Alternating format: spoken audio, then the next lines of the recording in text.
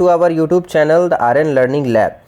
तो स्टार्ट करते हैं आज का हमारा वीडियो, जो कि है इंटीग्रेमेंट्री सिस्टम का वन लाइनर क्वेश्चंस। सो इससे पहले हमने काफ़ी वीडियो को किया है, ठीक है, बहुत सारे क्वेश्चंस हमने डिस्कशन किए हैं। तो प्लीज़ आप लोग उस वीडियो को जा करके भी देखो, ठीक है, ताकि आपको बहुत कुछ वहाँ पे भी सीखने को मिलेगा।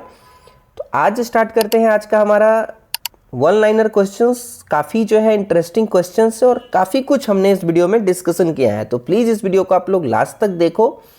मिलते हैं वीडियो के लास्ट में आपके साथ में, वहाँ पे भी कुछ हम लोग डिस्कशन करेंगे, ठीक है।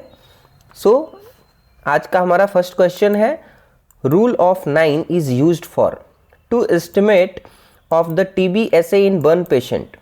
सो हम लोग जो है रूल ऑफ 9 को कहाँ पे यूज करते हैं? तो एस्टिमेट करने के लिए क्या चीज़? TB-SA, that is called total body surface area, ठीक है। TB-SA को हम लोग जो है टोटल बॉडी सरफेस एरिया बोलते हैं। दैट मीन्स कि यहाँ पे जो हमारा टोटल ये बॉडी है, इसके सरफेस एरिया को जो है एस्टिमेट करने के लिए, यानी कि इसके बारे में जो है पता लगाने के लिए कि कितना जो है % हमारा बर्न हुआ है, ठीक है। कोई भी पेशेंट होगा आपके सामने, तो आप जो है उस चीज़ों से एस्टिमेट लगा सकते हो कि कितना % बर्न हुआ है पेशेंट को। जैसा कि समझा देता हूँ मैं उदाहरण के लिए आपको, ताकि आपको भी इजी होगा समझने में, ठीक है। सो जो हमारा फेस होता है, यानी कि जो इंटीरियर पार्ट है, जैसे कि आपका है यहाँ पे आईज हो गया, ठीक है, नोज हो गया, माउथ हो गया आपका, ठीक है, चिक हो गया। तो ये जो इंटीरियर पार्ट है, आगे से जो हमारा फेस है, इसको हम लोग 4.5% लेते हैं, क्लियर है। उसके बाद जो बैक है, हेड, उसको भी हम लोग 4.5 लेते हैं। सो ये टोटल हो गया आपका 9, ठीक है, 9। सेम हम लोग इंटीरियर चेस्ट को 9 लेते हैं, पोस्टीरियर थॉरेक्स को, ठीक है, पीठ को भी हम लोग जो है वो 9 लेते हैं, ठीक है। तो 9 + 9 कितना हो गया? 18, क्लियर है। उसके बाद जो हमारा इंटीरियर जो है, ठीक है, इंटीरियर रूल है, ये सामने से है इंटीरियर का, सामने से जो हमारा हैंड है, सरफेस एरिया, इसको भी हम लोग 4.5, और जो पोस्टीरियर है इसको भी हम लोग 4.5। तो एक आपका जो हाथ होगा वो 9 हो जाएगा, ठीक है, 9%। दूसरा भी हाथ हमारा हो जाएगा 9%, तो 9 दूना 18, तो ये भी हमारा 18% हो गया, क्लियर है। अब जो हमारा एब्डोमेन का जो ये जो पार्ट है, क्लियर है, बटक एरिया का, यहाँ पे भी इसको हम लोग जो है 9% लेंगे, इसको भी हम लोग जो है 9%, और 18% हमारा ये भी हो जाएगा, क्लियर है। 1% हमारा जो होता है वो जेनाइटल एरिया होता है, क्लियर है। सो एक को हम लोग यहाँ पे लिख लेते हैं। इंटीरियर जो है ये सामने से हमारा ये लेग है, ये 9 होगा, ठीक है, और पोस्टीरियर से हमारा लेग होगा, ये भी हमारा 9 होगा। So that is called the, यहाँ पे 9 और 9, तो 18 हमारा एक लेग का होगा, तो 18 दूना कितना हो गया? 36, ठीक है, 36 हमारा कितना हो गया टोटल। इस सब लोग को हम लोग अगर काउंट करते हैं, ठीक है, तो हमारा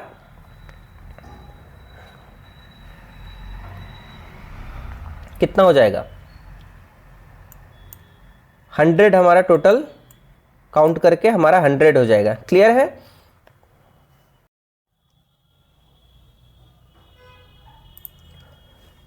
तो इस सब को काउंट करके कितना होगा? हमारा 100 हो गया, ठीक है, क्लियर है। तो जस्ट हम लोग जो है इससे एस्टिमेट करते हैं, यानी कि जैसे कि हमारा जस्ट एक हैंड है, इंटीरियर साइड में है, तो हम लोग इसको जो है 4.5% हम लोग जो है बर्न काउंट करेंगे, ठीक है। अगर दोनों साइड, इंटीरियर पोस्टीरियर, यानी कि हाथ के दोनों साइड होगा बर्न, ठीक है, पूरा में, तो हम लोग उसको जो है 9% देंगे, ठीक है। इस तरीके से हम लोग एक एस्टिमेट बनाते हैं कि हमारा जो है कितना बर्न हुआ है। और हॉस्पिटल में जो है डॉक्टर्स होते हैं, ठीक है, वो भी जो है इसी तरीके से हमारा बर्न को जो है वो एस्टिमेट करते हैं और TB-SA निकालते हैं, यानी कि टोटल बॉडी सरफेस एरिया जो है वो इसी तरीके से हमारा निकलता है। सो क्लियर है। अब हम लोग जो है नेक्स्ट देखते हैं हमारा question, fluid of choice of burn patient, यानी कि कोई भी जो जला हुआ पेशेंट आएगा, सो उसका फ्लूइड ऑफ चॉइस, यानी कि जो है कौन सा जो है वो फ्लूइड लगेगा, that is called Ringer lactate, यानी कि RL हम लोग जो है इस तरीके से हमारा बॉटल होता है, ये हम लोग जो है बर्न के पेशेंट में RL लगाते हैं, क्लियर है। ये वन लाइनर है, इसमें हम लोग इसके डेप्थ में नहीं जाएंगे, इसके बारे में जस्ट जानते हैं कि बर्न के पेशेंट को RL जो है वो आप जो है फ्लूइड डिलीवर करोगे, उसको जो है लगाओगे, क्लियर है। अब हम लोग समझते हैं the most common cause of death in burn patient in the first 24 hours. तो इसका आंसर हो जाएगा respiratory compromise and the hypokalemia. Hypokalemia यहाँ पे मेडिकल टर्म है, that is called the low level of potassium. ठीक है, लो क्या होगा आपका, पोटेशियम। क्लियर है। सो बर्न पेशेंट में 24 आवर में क्या होता है, अगर डेथ होता है तो रेस्पिरेटरी कॉम्प्रोमाइज होगा। देखते हैं हम लोग, समझते हैं। क्योंकि जो है हमारा जैसे कि हाइपोकैलेमिया होगा, पोटेशियम की कमी हो जाएगी। सो पोटेशियम का यहाँ पे रोल क्या होता है, हमारे बॉडी के इलेक्ट्रोलाइट को बैलेंस करना। क्लियर है। तो जब हमारा इलेक्ट्रोलाइट जो है बैलेंस ये करता है, पोटेशियम करता है, तो जब इसकी कमी होगी हमारे शरीर में, ठीक है, तो क्या होगा, इलेक्ट्रोलाइट क्या होगा कि इम्बैलेंस हो जाएगा। क्लियर है। सो जैसे ही हमारा इलेक्ट्रोलाइट इम्बैलेंस होगा तो उस इम्बैलेंस के कारण क्या होगा कि सिम्टम्स क्या क्या शो होगा हाइपोकैलेमिया का, जैसे कि मसल्स क्रैम्प होगा, यानी कि जो है पैर में ऐंठन होगा, दर्द होगा। ठीक है, पैर हाथ सभी में दर्द होगा।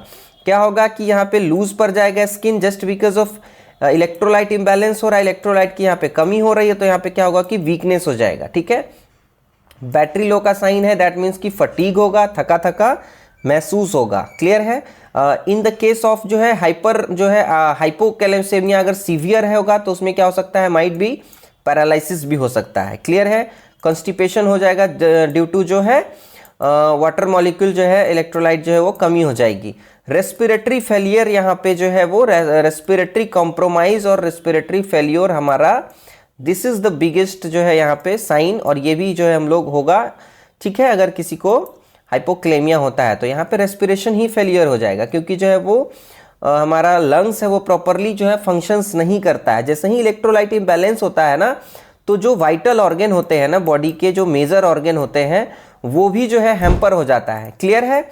इरेगुलर हार्ट बीट जो है, हार्ट बीट होगा, इरेगुलर हो सकता है। सम केसेस में क्या होता है कि हार्ट अटैक आने के भी चांसेस बढ़ जाते हैं, क्योंकि जो है हार्ट फंक्शन करना भी बंद कर सकता है। वहाँ पे जो इलेक्ट्रिकल इम्पल्सिस होते रहता है एसए नोड के थ्रू, वो इलेक्ट्रिकल इम्पल्सिस भी स्लो हो जाता है, स्टॉप हो जाता है।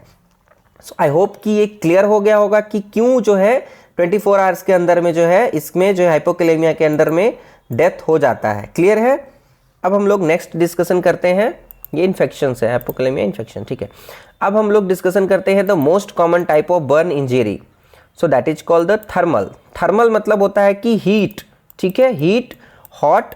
ठीक है। सो आप लोगों को जैसे कि पता होगा कि सबसे जो मोस्ट कॉमन है, यानी कि जो 80% हमारा जो है बर्न इंजरी होता है, ठीक है, जलता है किसी को, तो या तो किसी जो है आग से जल जाता है, ठीक है, हॉट से, या फिर किसी जो है हॉट लिक्विड से जल जाता है। क्लियर है। कोई भी जो है केमिकल होता है वो गर्म होता है, उससे जल सकता है।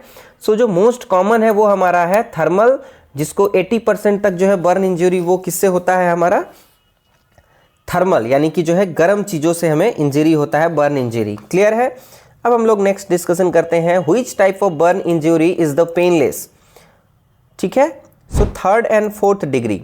तो यहाँ पे पेनलेस क्यों बोला गया, आप लोग कहोगे कि यार जलेगा तो उसको तो पेन होता है, पेनलेस कैसे।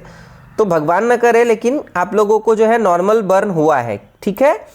अगर किसी को 3rd डिग्री और 4th डिग्री बर्न होता है तो उस केस में क्या होता है, देखो यहाँ पे 1st डिग्री जो ये बर्न है यहाँ पे दिखाया गया है, ये इसमें क्या है कि जस्ट आपके जो है आउटर जो हमारा लेयर है एपिडर्मिस, वही है जो बर्न हुआ है, यानी कि बस जस्ट एक रेडनेस है। क्लियर है। सो जस्ट एक रेडनेस है, इसके कारण क्या है कि इसको हल्का सा पेन होगा। ठीक है, जलन होगा, यहाँ पे पेन होगा 1st डिग्री में। 2nd डिग्री में हमारा जो है इसके हल्का जो है, इससे जो है थोड़ा सा ज़्यादा यहाँ पे पेन ये होता है। ठीक है, इंजरी होता है। ठीक है, तो इस केस में जो है जलन होता है, सीवियर जो है पेन होता है। अब यहाँ पे हम लोग 3rd डिग्री को डिस्कशन करते हैं। सो 3rd डिग्री के केस में क्या होता है, हमारा सबक्यूटेनियस लेयर तक पहुँच जाता है। स्किन का हमारा स्ट्रक्चर होता है एपिडर्मिस, डर्मिस और जो है सबक्यूटेनियस लेयर। इसमें क्या होता है, आपके जो है मसल्स लेयर तक जो है ये 4th डिग्री में पहुँच जाता है। यहाँ पे जो आपके पेन सिग्नल्स होते हैं आपके स्किन में, आपके जो है मसल्स में, वो भी जो है क्या होता है कि बर्न हो जाता है, जल जाता है। वहाँ से सिग्नल ही नहीं जा पाता है आपके ब्रेन को। क्लियर है। जिस केस में क्या होता है कि हमें पेन ही नहीं फील होता है, यानी कि जो है वो पता नहीं चल पाता है। इस टाइप का जो वुंड होगा, इस टाइप का जो इंजरी होगा, उसको ठीक होने में भी काफ़ी टाइम लगता है। क्लियर है। बहुत सारे जो है इन्फेक्शन होकर के सम टाइम जो है ऑर्गन को काटना भी पड़ सकता है, ठीक है, 4 डिग्री में यहाँ पे इस तरीके से।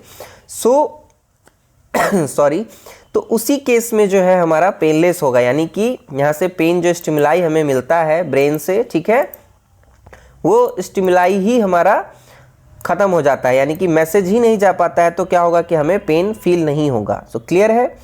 अब हम लोग नेक्स्ट डिस्कशन करते हैं। The first action of rescuer in the case of seeing a burn client that is called the stop the further burn. Rescuer का यहाँ पे मतलब मैं बता देता हूँ कि रेस्क्यूअर का मतलब ये होता है कि जैसे कि कोई बंदा है, कोई भी जो है मेल है फीमेल है, कोई भी जो है XYZ है, कोई उसको बर्न हो गया, क्लियर है, आप वहाँ पे खड़े हो, ठीक है, तो आपने उसको देखा, तो आप यहाँ पे रेस्क्यूअर हुए, यानी कि ये बंदा क्या है कि ये विक्टिम है, इसको जो है ये पेशेंट है, अगर इसको किसी एरिया में बर्न हुआ है, ठीक है, तो आप इसको देखा आपने, तो आप रेस्क्यूअर हो गए। तो जैसे कि यहाँ पे क्वेश्चन पूछ रहा है कि the first action of rescuer, यानी कि आपने किसी को जो है बर्न देखा, ठीक है, किसी भी क्लाइंट को, किसी भी जो है ह्यूमन बीइंग को, नॉर्मल बंदे को, तो आप क्या करोगे, रेस्क्यूअर हो गए, तो आपका जो है फर्स्ट एक्शन क्या होगा, यानी कि आप सबसे पहले जो है क्या करोगे उसमें, स्टॉप द फर्दर बर्न, यानी कि आप उस आग को पहले रोकोगे, ठीक है। यहाँ पे जो है पिक्चर्स हमने लगाए हैं, इस पे अगर जलन हो रहा है तो या फिर जो है यहाँ पे हम लोग क्या करेंगे, सबसे पहले जो है स्टॉप करेंगे उस जो बर्न है, जो जल रहा है, जिस चीज़ से सोर्स है, यानी कि ये हाथ है, इसके ऊपर अगर कुछ भी चीज़ ऐसा आग लगा हुआ है इसके नीचे, तो इसके सोर्स को हम लोग बंद करेंगे, या तो इसको यहाँ से हटाएंगे। पेशेंट अगर अनकॉन्शियस है, ह्यूमन जो भी है वो लोग अनकॉन्शियस हैं, उनको हम लोग हटाएंगे वहाँ से, ठीक है, उस एरिया को क्लीन कर देंगे, यानी कि जो सोर्स है उस वहाँ से हम लोग हटा देंगे। तो क्या हो गया, स्टॉप कर दिया हमने बर्न को, क्लियर है। उसके आगे क्या करना होता है, इससे पहले जस्ट हमने वीडियो जो है बनाया हुआ है, आप लोग जो है प्लीज़ आकर के जो है वीडियो को देखो, आपको वहाँ पर भी जो है बर्न के बारे में हमने काफ़ी कुछ डिस्कशन किया है, तो आपको वहाँ से भी बहुत कुछ सीखने को मिलेगा, क्लियर है। अब हम लोग डिस्कशन करते हैं which is the most common type of skin cancer. So answer है बेसल सेल कार्सिनोमा। सो बेसल सेल कार्सिनोमा टाइप यहाँ पे है, BCC को बोलते हैं, nodular BCC, superficial BCC, pigmented BCC, मॉर्फेनिक BCC, बेसोस्क्वेमस BCC। सो ये जो है मोस्ट कॉमन हमारा जो है 80% तक जो है हमारा स्किन कैंसर इसी से होता है, यानी कि जो है बेसल सेल कार्सिनोमा ही होता है हमारा मोस्ट कॉमन स्किन कैंसर। इसके जो है ये डिफरेंट टाइप्स है, 5 टाइप्स है, ठीक है। तो ये नोड्यूलर हो सकता है, सुपरफिशियल होता है, ठीक है, पिगमेंटेड हो सकता है, यानी कि जो है वो पिगमेंटेशन यानी कि डॉट डॉट हो जाएगा, ठीक है, सुपरफिशियल स्किन के ऊपर में भी हो सकता है, ठीक है, नोड्यूलर होगा यहाँ पे जो घाव टाइप का, मॉर्फेनिक इस तरीके जो है एक्जिमा टाइप का, जो है रिंग वॉर्म टाइप का, ठीक है, बेसोस्क्वेमस यहाँ पे जो इस तरीके से पिक्चर्स लगा हुआ है। तो ये कुछ टाइप्स है इसके। तो अगर आपसे जो है क्वेश्चन आएगा आपके एग्जाम में कि बेसल जो है मोस्ट कॉमन टाइप कौन सा है, तो आप वहाँ पे आंसर करोगे बेसल सेल कार्सिनोमा, क्लियर है। अब हम लोग नेक्स्ट क्वेश्चन की तरफ बढ़ते हैं। Which gland is known as the master gland of the body. Master gland किसको बोलते हैं हमारे बॉडी में, यहाँ पे पिक्चर्स ऑलरेडी लगा है बट फिर भी हम लोग डिस्कशन करते हैं, पिट्यूटरी ग्लैंड। सो पिट्यूटरी ग्लैंड को हम लोग जो है मास्टर ग्लैंड बोलते हैं। मास्टर ग्लैंड क्यों बोलते हैं, क्योंकि भैया ये बहुत ज़्यादा ही फंक्शन करता है, क्लियर है, ये बहुत फंक्शन करता है, यानी कि जो है पिट्यूटरी जो है ग्लैंड के ऊपर बहुत लोड होता है, ठीक है, बहुत जो है ये भारी भरकम ग्लैंड है। हाँ, तो इसका क्या है, कैपिलरीज है, इसमें एंटेरियर पिट्यूटरी लोब है, पोस्टीरियर पिट्यूटरी लोब है, हाइपोथैलेमस है इसके साथ में अटैच, ठीक है, हाइपोथैलेमस जो है इसका। नेक्स्ट अब लोग इसका जो है फंक्शंस को देखते हैं। तो ये TSH रिलीज करता है, ठीक है, थायराइड हार्मोन जो है ये स्टिमुलेटिंग हार्मोन रिलीज करता है, तो थायराइड में यहाँ पे जा कर के वो थायराइड फिर से वो थायरोक्सिन को रिलीज करेगा आगे, ठीक है। GH हार्मोन रिलीज करता है जिससे कि ग्रोथ होता है बोन वगैरह का, स्केलेटल मसल्स यहाँ पे बढ़ता है, ठीक है, बोन बढ़ता है। ADH जो है एंटी डायरेटिक हार्मोन किडनी में जा कर के वो रिलीज करवाता है, ठीक है। उसके बाद आपके टेस्टिस से जो है क्या है, FSH LH यहाँ पे टेस्टिस में रिलीज करता है, जिससे कि आपका नेक्स्ट जो है हमारा ACTH एड्रीनल जो है ग्लैंड पे भी जो है एसीटीएच हार्मोन रिलीज करवाता है, क्लियर है। ऑक्सीटोसिन जो है इससे रिलीज करवाता है, क्लियर है। ऑक्सीटोसिन आपके जो है मेमोरी ग्लैंड में भी जो है वो करवा करके हेल्प करता है। सो ये बहुत सारा डिफरेंट सारा फंक्शंस है पिट्यूटरी ग्लैंड का, तो ये इसको जो हम लोग है मास्टर ग्लैंड बोलते हैं। So thank you so much, आपने इस वीडियो को लास्ट तक देखा, इसके लिए आपका थैंक यू सो मच। और इससे पहले हमने जो है काफ़ी वीडियो को जो है बनाया है, उसमें बहुत सारी चीज़ें डिस्कशन किया है, बहुत कुछ वहाँ पे जो है नॉलेज हमने शेयर किया है। प्लीज़ आप लोग उस वीडियो को जा कर के देखें, क्योंकि जो भी वीडियो बनाता हूँ मैं, ठीक है, आप लोगों की हेल्प के लिए होता है और उससे आपको बहुत कुछ सीखने मिलता है।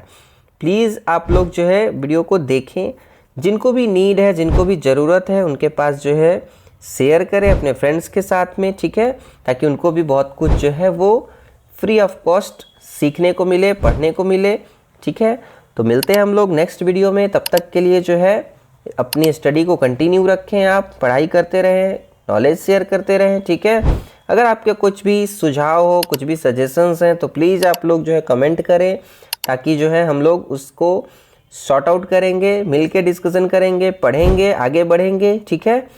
So thank you so much again, मिलते हैं हम लोग फिर नेक्स्ट वीडियो में, तब तक के लिए जो है बाय।